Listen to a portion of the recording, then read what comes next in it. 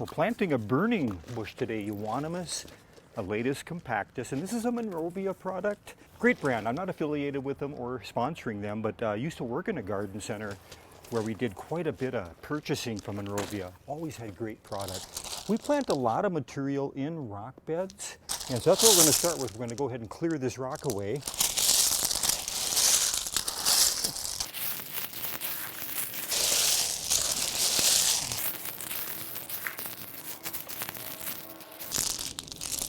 And oftentimes we'll find right below the rock there's going to be fabric or black poly.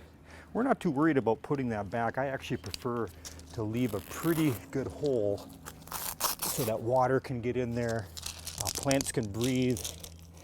If you've watched any of my other videos, I'm not a real big fan of fabric or poly. I really don't use any of it in any of the landscaping that I do on my personal residence. Here we go. I usually start most of my holes now with one of these razorback shovels. They just penetrate hard soils real easily. I'll just do a loosening of it, and then I'll get the round spade out. They can kind of handle a little bit bigger shovel loads.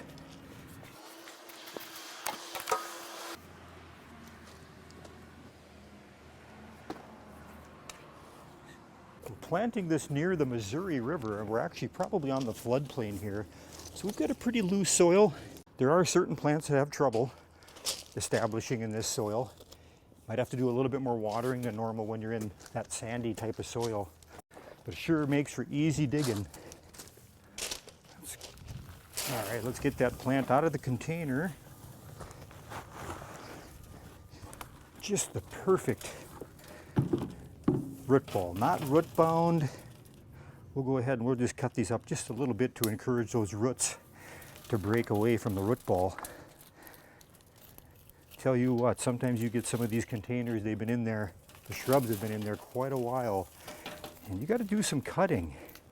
That circular root pattern, that's one of the drawbacks of container growing, but boy, it sure makes it nice that we can plant our trees and shrubs all year round by having them in containers compared to bare root. Now, since we're in rock and we're going to be rolling that back, I try to get that soil perched up just a little bit. I don't like planting anything too deep.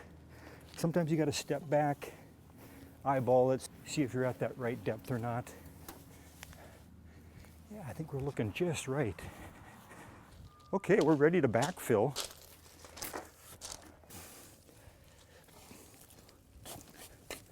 We'll loosely put that soil in all the way around, all the way up to the top, and then we're going to add some fertilizer. And we'll tamp that in with the shovel pole.